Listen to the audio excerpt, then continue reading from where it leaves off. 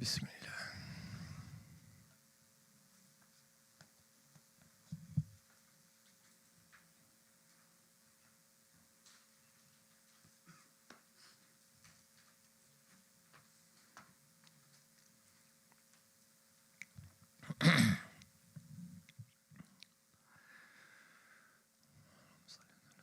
بسم الله الرحمن الرحيم. الحمد لله رب العالمين، وأفضل الصلاة وأتم تسليم على سيدنا ومولانا محمد وعلى آله وصحبه وسلم أجمعين. سبحانك لا علم لنا إلا ما علمتنا إنك أنت العليم الحكيم، ولا حول ولا قوة إلا بالله العلي العظيم.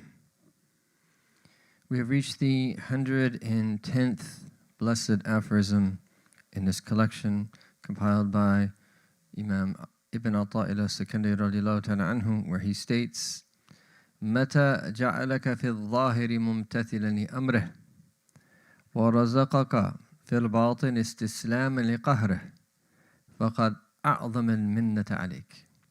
This can translate, when he makes you obedient to his command outwardly and blesses you with submission to his power inwardly, then he has bestowed his favor upon you greatly.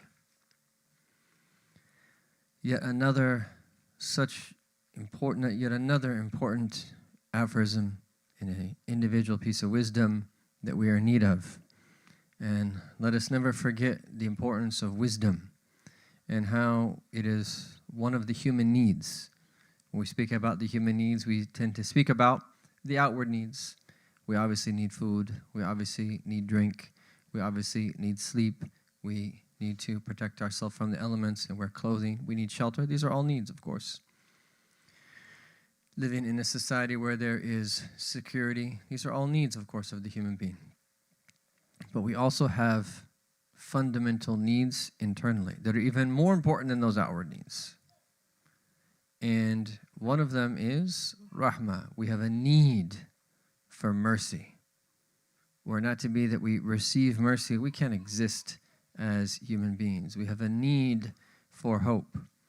And one of the needs of the heart, excuse me, one of the needs of the heart is wisdom, such that they say that if the heart goes 3 days without receiving wisdom, just as the physical body can potentially die if you don't feed it for 3 days, likewise the heart, if you do not feed it wisdom, could potentially die. And so we're in need of constantly feeding our heart, just as we feed our outward bodies. And if you think about it, you could eat well for 50 years of your life. And then were you to not eat for 5 days, 3 days, 4 days, you could die. So meaning you have to continue doing it until the very end. So it's not enough just to feed it once or here and there. And really think about it. What would happen to you if you stopped eating outwardly? You'd become emaciated. You'd get sick. You'd be skin and bones. But were we to somehow see what happens to people's hearts internally, this is what you would actually see happening, is that people's hearts are emaciated. They have bad spiritual health because they neglect them. You neglect your physical body, it's just a matter of time. It's going to catch up to you eventually. It might be a little bit more resilient when you're younger, but it will catch up to you, especially when you get close to the 40s. And if it's really bad, even before that. And likewise, the state of our hearts. And one of the most important differences between knowledge and wisdom, because as I believe we have stated before, all wisdom is knowledge, but not all knowledge is wisdom, is that wisdom takes into consideration the aqibat al-amr, the end result of something, the consequences of something. And so you can then imagine now that if you have a world in which there is an abundant amount of knowledge, mostly experimental, and you add to that power and ability and money that you can actually do these things. Look at what's being funded in the universities. And it tends to be that one of the sciences in particular, things that can that are applied technology or things that people can actually that use or benefit from.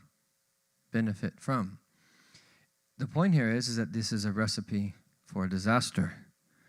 And if you develop something like social media and you don't take into consideration the consequences, nor do you even really care for that matter. And many of these people are actually very demonic, even though they might appear to be that, not so, but the reality is many of these people, a'udhu billah, is that it's as if they receive inspiration from shaitan. Anyhow, that the heart needs wisdom. In order for us to do right things, we need wisdom. And essentially, wisdom can be summarized by having the right conception and doing the right thing while taking into consideration everything that you need to think about. That's the essence of what wisdom is. So this is what this great author does for us.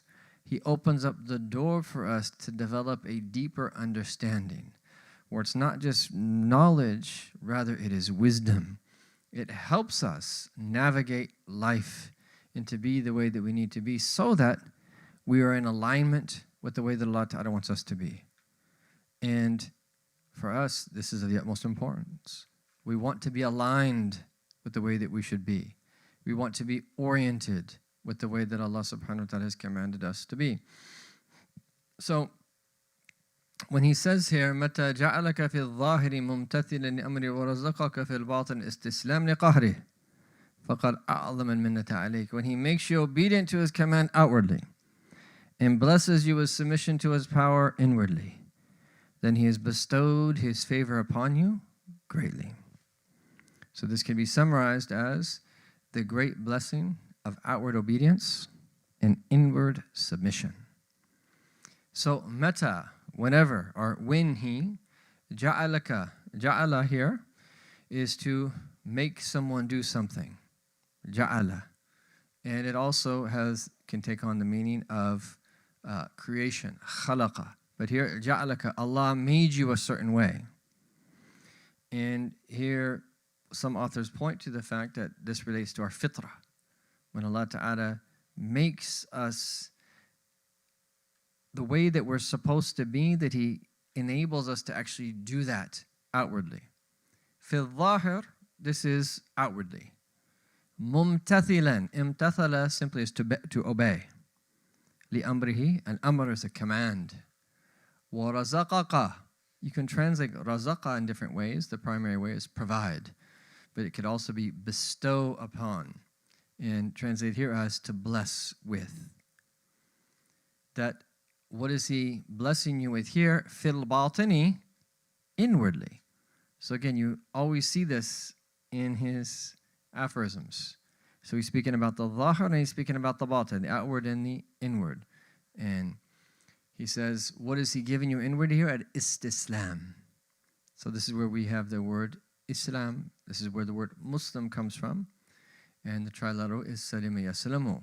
So istislam is submission, where you just resign your affair over, and that you that submit completely to Allah Tabarak wa Ta'ala.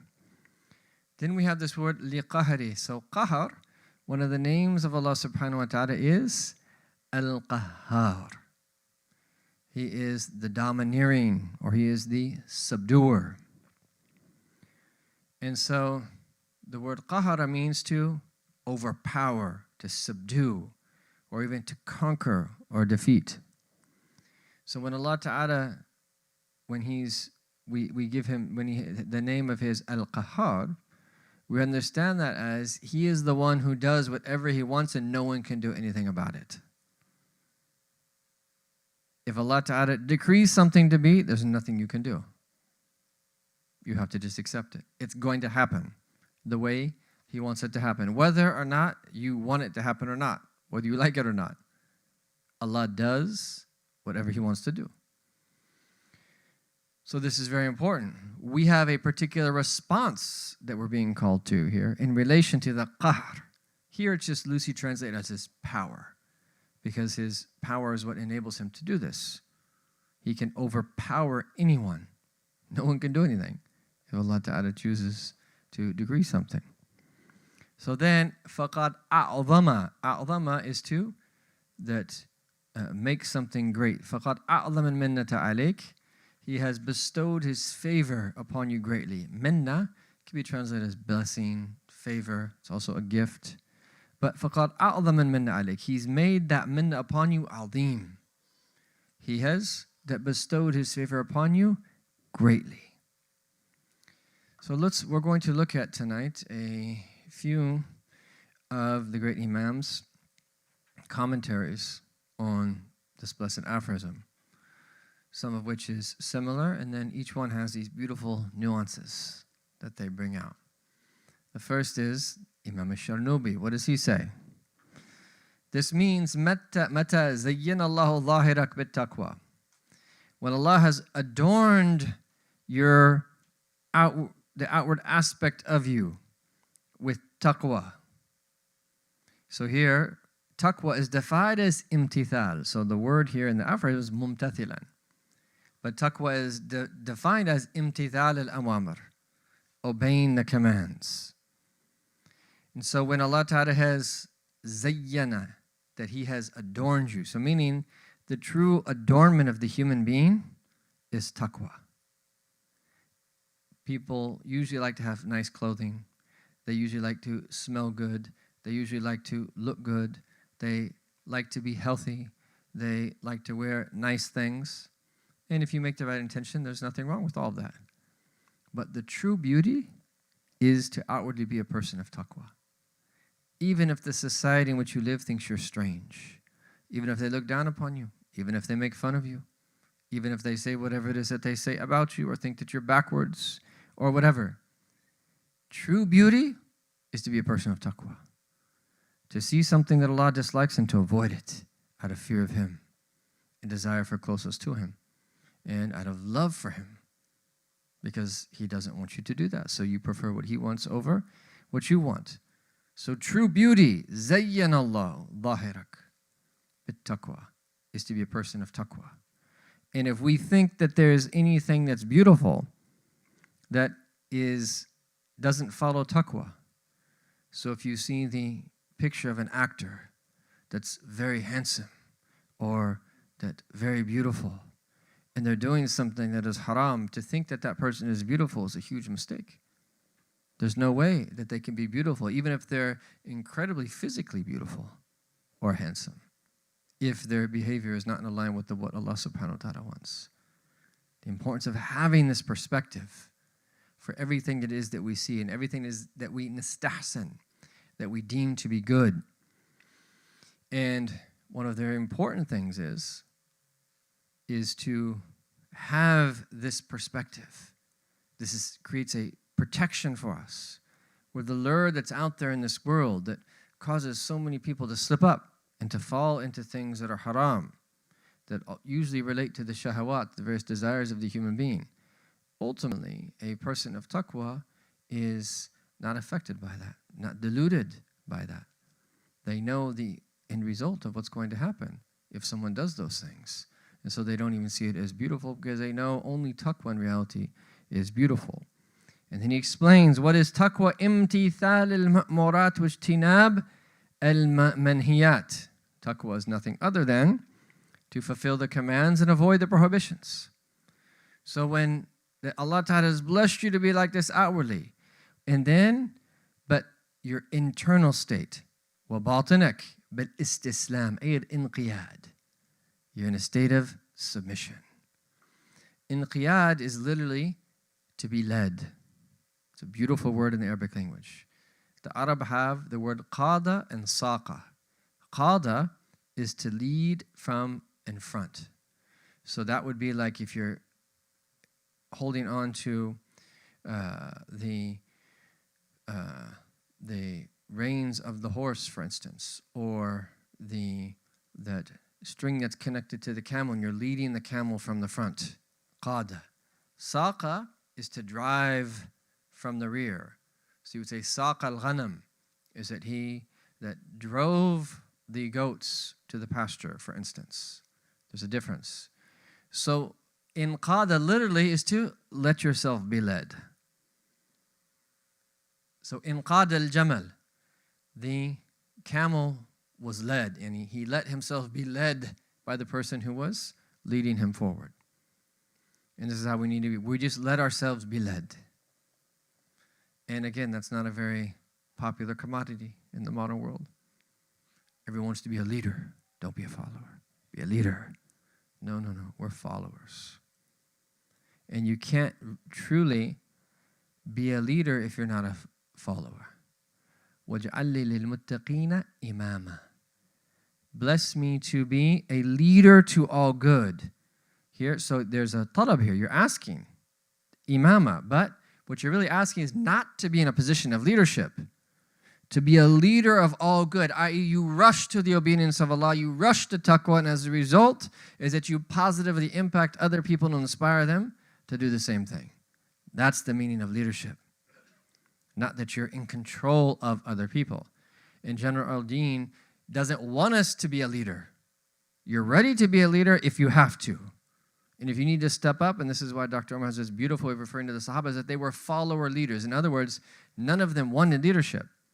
They were perfectly content. The Prophet made Sayyidina Usama bin Zayd, hibbu Rasulillah, the beloved of Rasulillah.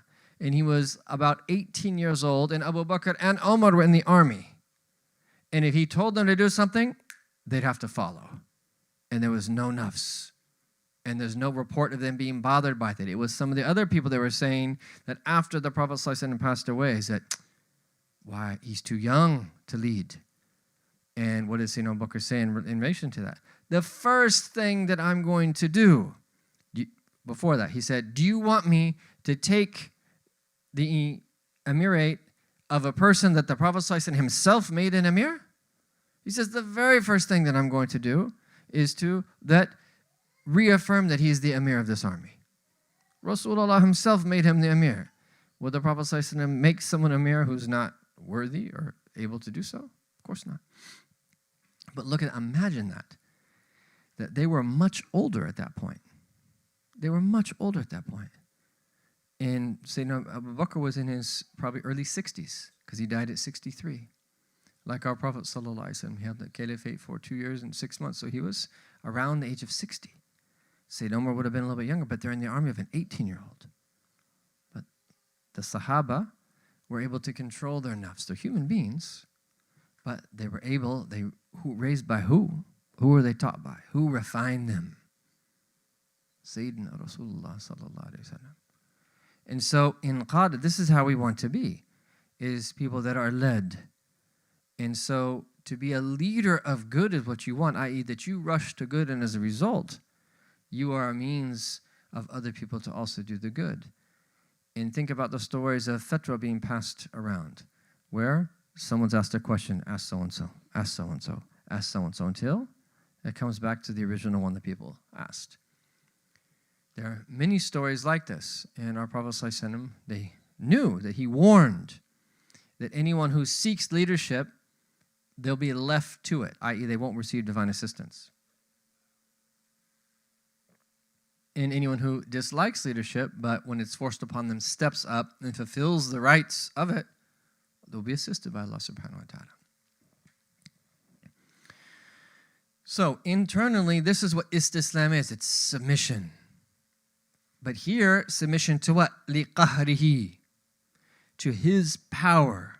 In other words, when he decrees something to happen, whether it's something that we like or whether it's something that is bitter for us,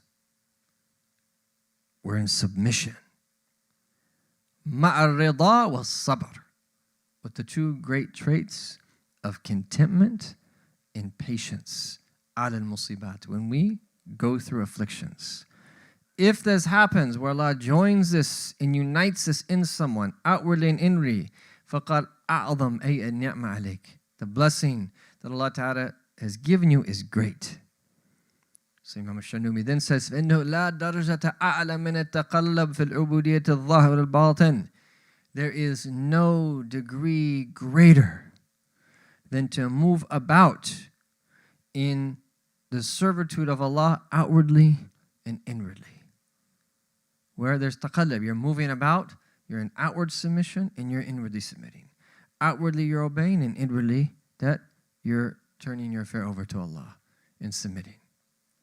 So that's a very short, it's one of the shorter commentaries, but look at the meanings. It's packed with meaning. And then one of the other scholars, Sidi Ali Bayoumi, that he says, مَتَى جَعَلَكَ فِي الظَّهْرِ مُمْتَثِلًا لِأَمْرِهِ. So when he makes you obedient to his command outwardly, يعني فِعْلًا وَتَرْكًا, in relation to doing things, in relation to avoiding things. Sometimes it's harder for us to do what it is that we should do, and sometimes it's harder for us to leave what it is that we need to leave. But in both states, that we need to do the right thing in terms of what we have to do and should do, in terms of that what we have to leave or should leave. وَرَزَقَ فِي الْبَاطِنِ الْإِسْتِسْلَامِ, and blesses you with submission to his power inwardly. Al-inqiyad al-rida.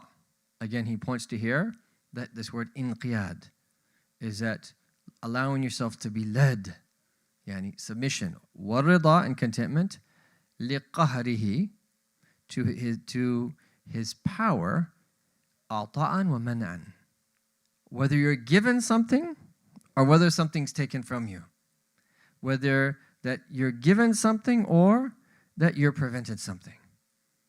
So this internal submission has to be whether we experience withholding or that we're given something. فَقَدْ أَعْظَمَ الْمِنَّ عَلَيْكَ, then he has bestowed his favor upon you greatly. So he says here, حَيْثْ وَفَّقَقَ لِخِدْمَتِهِ, that he's giving you enabling grace to be in service of him. وَأَرَاحَ ظَاهِرَكَ مِنْ مُخَالَفَتِهِ, and he's granted you repose from going against what he says to do. And so we are the ones who are going to be in a good state if we obey Allah Tabaraka wa Ta'ala. We're the ones who benefit. Allah does not get harmed by our disobedience. We're the ones that benefit. Following the sacred law is in our own interests. And then, وَسِرَّكْ مِنَ الْإِعْتِرَاضِ, and your internal state is protected from opposing the divine decree. So what does he say this means? When he ends the aphorism by saying, فَقَدْ أَعْظَمَ الْمِنَّةَ عَلَيْكَ, he has bestowed his favor upon you greatly, meaning فَلَا تَلْتَفِتْ لِشَيْءٍ مِنَ الدُّنْيَا بَعْدَهِ, don't turn to anything of the world after it. Meaning if you've given this, you've been given something infinitely greater than anything you could be given outwardly. And think about the most things that most people ask for are worldly things, and those aren't bad. To ask for good health in children and marriage and sustenance and things like this. But his whole point is that these are much greater to ask for. And we ask for those other things as well, but oftentimes what they ask for is restricted to worldly things. Don't turn to anything of this world after this. And then what would happen as a result of doing that, if Allah would give you these things, and you turn to things of this world, فَتَسْقُطْ مِنْ عَيْنِ الْحَقِّ, is that you lose your station with Allah. بِطَبَلِ الْخَصِيص بَعْدَ التَّلَبُّسِ بِالشَّرِيفِ, because you're seeking something that's lowly after Allah Ta'ala has given you something which is so much greater. Imam Muhammad Mahayat al-Sindi has a brief commentary that on this part where he says, وَرَزَقَكَ فِي الْبَاطِنِ إِسْتِسْلَامِ قَهْرَهِ, and blesses you with submission to his power inwardly. حَيْثْ لَا تَجِدْ حَرَجًا فِي صَدْرَكَ مِمَّا يَفْعَلُ وَتُسَلِّمْ أَمْرَهُ تَسْلِيمًا بَلْ يَنْشَرِهُ قَلْبُكَ لِذَلِكَ إِكْرَامًا لَهُ وَتَعْظِيمًا. So how does he describe this? What happens to you internally when you submit to his power inwardly? It means that you don't find any resistance in your heart for what it is that you know you need to do, and you completely submit. وَتُسَلِّمْ أَمْرَهُ تَسْلِيمًا. You completely submit such that بَلْ يَنْشَرِهُ صَدْرَكَ, not only you're just forcing yourself to submit now, your heart actually expands. So that's even a higher state. There's people who are like this, where they experience the qahar of Allah, which is a very jalali thing. But that's hard for us when we're so attached to the dunya, because our perspective is skewed and the attachments of the heart are preventing us from being in a way that is more pleasing to Allah. Of course, you have to at least be patient. And that's a station. That's a good thing. But it's a much higher thing to go beyond patience where there's inshirah. Your heart is still expanded. So normal people, when we get what we want, we're happy. When we are prevented something we want, we're sad. But what is this really the state of? Children. This is how children are. And because most of us are like children in the spiritual path, when we get what we want, we're happy. When something's taken away from us, like the way you take a toy, this is the reality. We're not oftentimes crying outwardly, but we throw tantrums. Children are excused. That's just how they are. Adults, though, ya Allah. This is the reality of our state. That's why we read these books, because we want to be better. Whereas the people of Allah, it's different. Is that for them, they're such in a state of submission, they've trained themselves. And from the bounty of Allah, Allah has made them only want what He wants. And so for them, there's inshirah. Their hearts are expanded when other people get constricted. And then we have this Shaykh Ali Barath speaks about this as well. And he has some beautiful nuances here about the first part. مَتَى جَعَلَكَ وَاسْتَخْلَصَكَ وَثَبَّتَكَ فِي الظَّاهِرِ. When He makes you and He chooses you and makes you firm in this proper way to be outward. يعني meaning في ظاهر الأفعال, how you act in the various things that you do. وَسَنِيَاتِ الْأَحْوال, and the lofty states. فِي الْأَقْوَالِ وَسَائِرِ الْأَعْمَالِ, everything that you say and do. And then he says, سواء كان من قبيل الأمر أو اجتناب النهي. So whether this relates to an obligation that is wajib or mustahab. So this doesn't apply just to the commands, it also applies to things that Allah Ta'ala has encouraged us to do. So as long as we're still like having difficulty doing supererogatory, we need to work on our hearts. And not just in relation to the haram, because you have to avoid that, but also in relation to the makruh, and to the things that are disliked. وَمُثَابِرًا عَلَيْهِ, and he sees us consistently doing this, whatever it is that we can, from doing the wajibat, doing the mustahabbat, the avoiding the muharramat, and avoiding the makruhat. وَمَجْمُوءَ الْهَمِّ, with a concern to be present with Allah Ta'ala and to do all of that solely for Him. وَفَارِغَ الْقَلْبِ إِلَيْهِ, and that your heart is freed up from any distractions, focusing on Him. مُبَادِرًا إِلَى مَا نَدَبَ إِلَى فِعْلِهِ, that hastening to do what He has commanded us to do. مُتَبَعِدًا مَا نُهِيَتْ عَنِ الْأَقْدَامِ عَلَيْهِ. So إِلَى مَا نُدِبَتْ إِلَى فِعْلِهِ وَمُتَبَعِدًا عَمَّا نُهِيَتْ عَنِ الْأَقْدَامِ, hastening to do what He's commanded us to do, and that distancing ourselves from what He's told us to avoid. حريصا على الاكتساب المحامد, being eagerly concerned to acquire every praiseworthy trait. والمكارم مستصحب السنة فيما تأخذ وتضر, and following the sunnah and what you take and what you leave behind. Allahu Akbar. And then we have Sidi Ahmed ibn Ajibah also says something very beautiful here.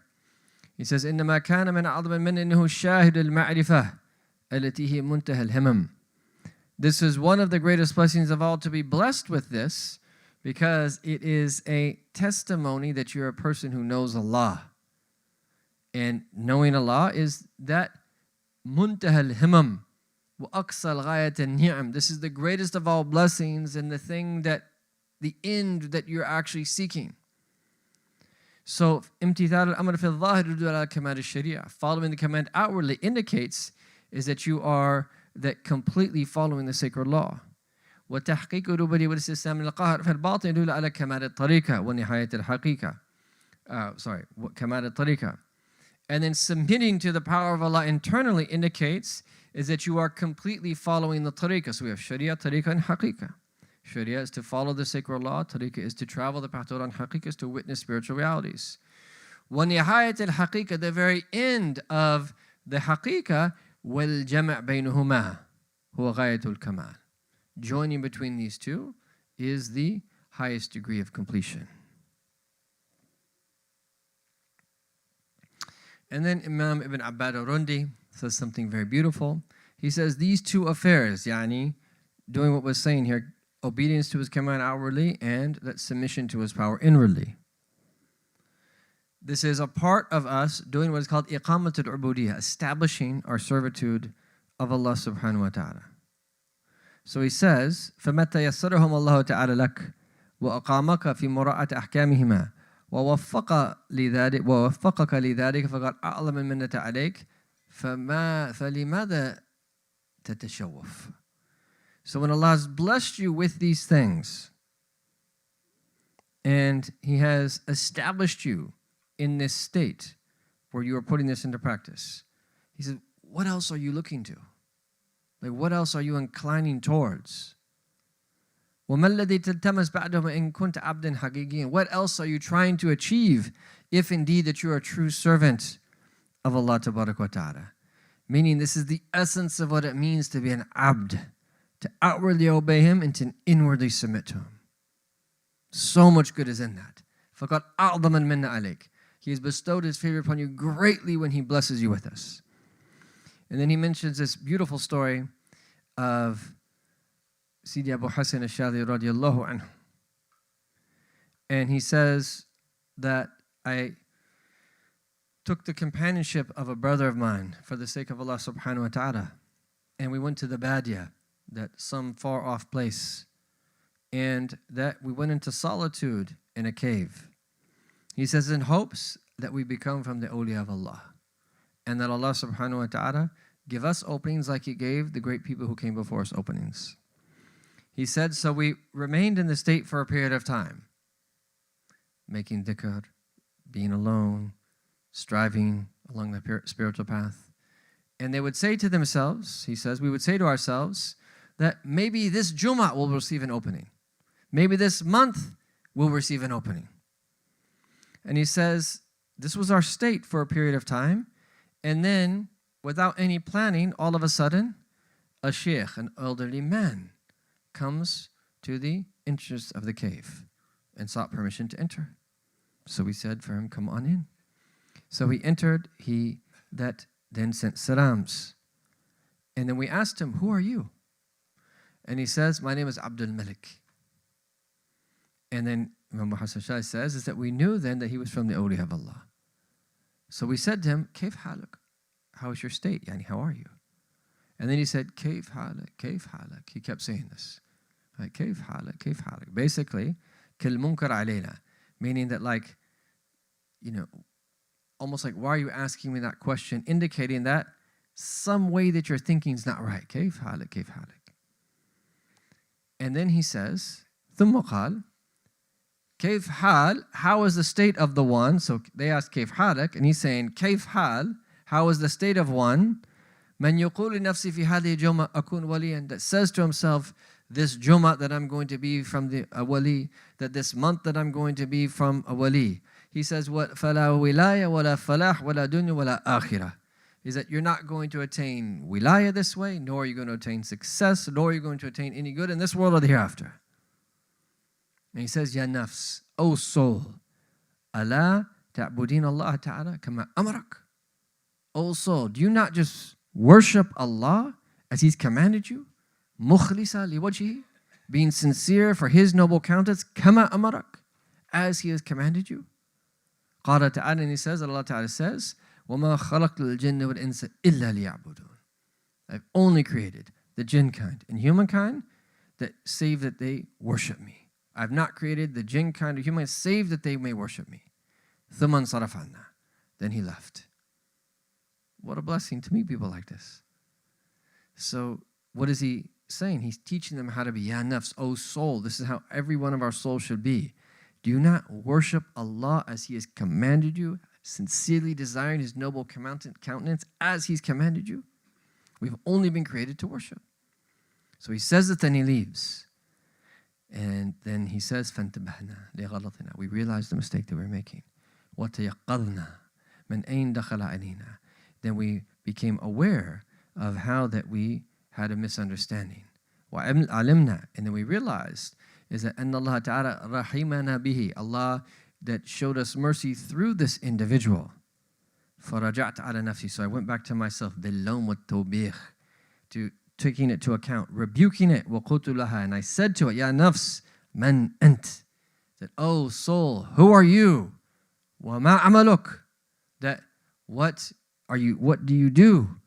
وَمَا خَطَرُكَ. Is that, what state are you in? أَنْتَ لَا شَيْء. You are nothing. وَتُبْنَا وَاسْتَغْفَرْنَا اللَّهِ. So we that repented and sought the forgiveness of Allah. And then he says, فَفَتَحَ اللَّهُ عَلَيْنَا بِجُودِهِ وَفَضْلِهِ. And then Allah subhanahu wa ta'ala, that through his generosity and bounty, granted us an opening. In other words, is that the focus is one of ubudiyah, how you and I can become servants. Even though in the beginning, you have to want wilayah. And wanting to be a wali is a good thing. But there's a difference between wanting to be a wali and between expecting to be a wali based upon what it is that you're doing. There's a difference between wanting to be a wali and then having the motivation of what you do is in order to be a wali. In the beginning of the path, those things might be forgiven. But as we progress and become more spiritually mature, it's about ubudiyah, servitude to Allah subhanahu wa ta'ala. And this is why that he says, radiallahu anhu, when he makes you obedient to his command outwardly and blesses you with submission to his power inwardly, then he has bestowed his favor upon you greatly. May Allah subhanahu wa ta'ala give us tawfiq, Ya Arhamar Rahimin, and bless us to put this into practice. And may he adorn us with taqwa, Ya Arhamar Rahimin. May he adorn our hearts with the higher degrees of iman, and to bless us as he's blessed the great people who came before us, and that we may be people who are granted and blessed with tahqiq al-ubudiyah, is that we have that actualized our servitude to him in all of our different states. Wa sallallahu ala sayyidina Muhammadin wa ala alihi wa sahbihi wa sallam. Walhamdulillahi rabbil alameen.